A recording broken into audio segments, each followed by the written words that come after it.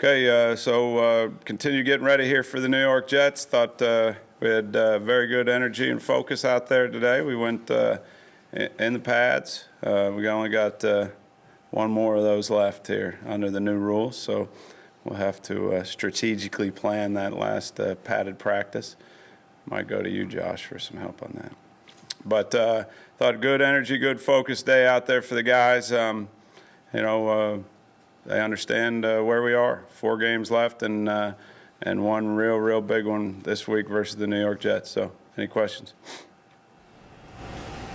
You get soft? Why were you in soft? No, I was afraid you would say that, Bob. No, I thought we were going to go outside, and then we just felt like the field was a little more frozen than usual for whatever reason. So we putting the cover on it now, and then going to go out there tomorrow. So we can get at least shoes that can get some traction. So and I don't think it hurts us being in there, on the turf. So like I said, it was a good high energy practice. Coach, Javier Arenas, is he progressing the way you'd like him to? I mean, you use him a little on offense, obviously special teams and defense, but is he emerging into the type of player you'd envision him to be? Yeah, I think Javi's done a really good job here making progress. The one thing about him is he's tough and highly competitive, and he kind of has bought into the be the same guy every day kind of mode. And a lot of those guys that come out of Alabama, that's kind of instilled in them, and they understand what we're talking about when they get here. But he's made progress all along, and like a couple of us have said, I think Rack mentioned it.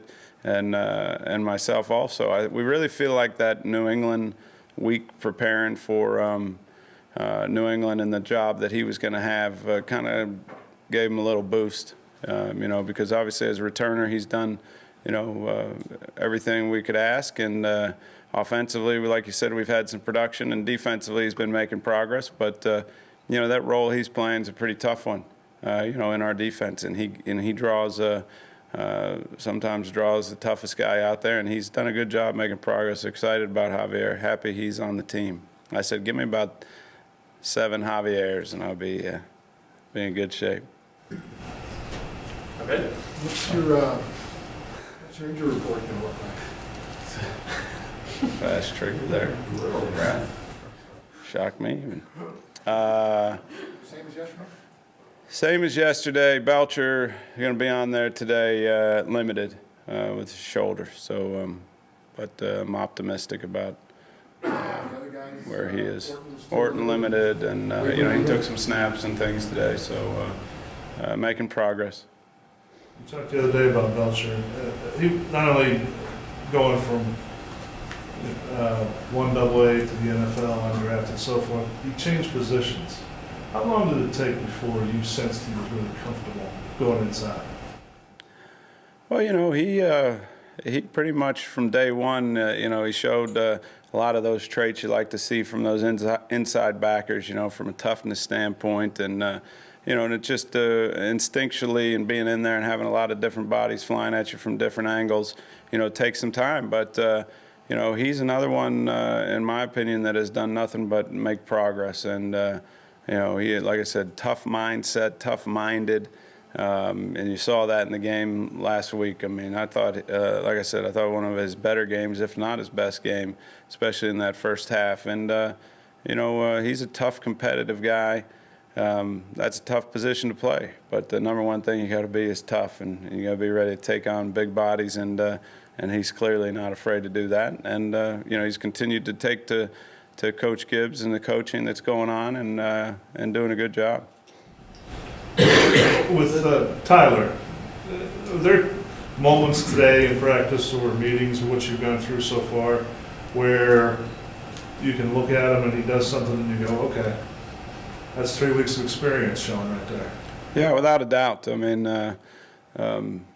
it's not just coach speak when you talk about the quarterback position, and the best, one of the best ways to kind of gain that experience is playing, especially a player that's been around a little bit like him. And, I think that each and every week he's gained some valuable experience in how to handle situations. And, and like we've said, that you're making a lot of decisions in a short amount of time, and they got to all be good ones for the most part. And I think he's kind of getting the feel here now with another full week of practice and with those 3 games under his belt of some of the things he has to do and some of the things he can't do.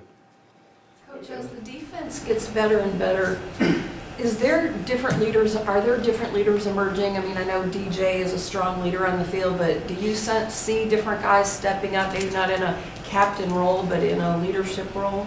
Yeah, it's funny you asked it, Karen, because just today, during one of our little breaks, I was watching the defense. It was going from a defense to a defense period, so they were all just kind of staying put. But I mentioned to Rack that, you could see the defense just coming together, less about one guy standing up and being the leader. Like you said, Derek, assumes that role and does a great job with it. But just you could tell in that break that that they're getting tighter and tighter, and and success helps that, that you start to have a couple good performances under your belt. It gives you, gives you a little confidence. But I would say just the entire group kind of looks like they're sticking together, and that's usually a real good sign, I think.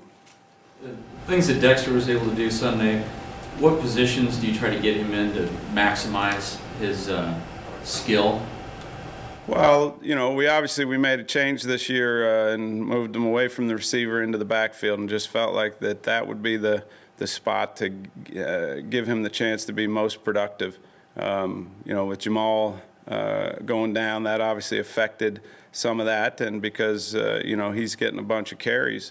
But I was excited about the game by Dexter here last week. I just thought that was kind of, when you envision how he's going to play and contribute, I thought that was a good capsule, or a picture of it. And he got about nine touches out of the backfield, and then he caught a bunch of balls, and some of them more from a receiver vantage point as far as where he was on the field. But I think the real advantage with guys like that is the mismatches that are created when the defense looks at him and says that's a running back, and teams have all treated him a little different. But obviously the more carries he gets, the more they have to treat him as a running back. But even last week, after he made a couple plays, the defense switched into a subgroup, even though there were only 2 receivers on the field. So that's really what it's all about. It's how the defense views him, and then when they're viewing him a particular way, I think you gain your advantage, and one way or another. Has he held up physically with the increased workload? Yeah, he's doing a good job. He's a tough guy. He and Javier now, there's something else. And even on that play down in the red zone last week, he's got options. I keep trying to tell both them, it's okay to go down and get out of the fray occasionally, and they don't like to listen. And Dexter, his mind was set on trying to get in there, and he put put 2 arms on the ball, and they all were laying there for longer than he was. He just hops up and goes. So, he's held up good. He's a tough guy. It's just, I think you got to be very aware of that he is. He's not a 220-pound guy. He's significantly less than that. With him moving to the backfield, how much was it him kind of figuring out what he needed to do, and how much was it you guys as a coaching staff figuring out what kind of plays, what kind of sets would work for him? I think it's, he had a lot of experience out of the backfield, but, again, anytime, and as we saw last year, and I've talked about with receivers, when you got to start, one of the most difficult things, in my opinion, is adjusting to the multiple coverage looks and blitzes and things like that look one way and then are completely another way. So whether you're coming out of the backfield or whether you're lined up as a receiver, those take some time to understand and get a feel exactly, because the pictures and drawings all look good, but you can't just run the drawing. I mean, there's some moving parts out there that you have to be able to adjust and do what you're supposed to do, and the quarterback be able to trust that you're going to do it. So all those things take time. Now the running the ball and those things, I mean, he's a natural. I mean, that's where he's really, really comfortable. But, our problem has been more, there's too many things you want to do with him. And, and you got to get good at 2 or 3 as opposed to trying to do 9 different things, I think. And, we fight that a bunch as offensive coaches, because, every week there's 72 things you like that, hey, we get a matchup here, Dexter could do, and, you'll have him, even though he wouldn't admit it, he'd be, the tongue would be on the ground and he'd be dragging back. Have you ever visited Revis Island in preparing for defense yet this year? And if so, what makes him so good? I think I compare a lot, he and Flowers at times, just because it's kind of like when we talked about Forte. I mean, when you get really special guys with great instincts and feel and the ability to figure out what's going on before it's really happening, sometimes that appears really smooth and it's hard to detect.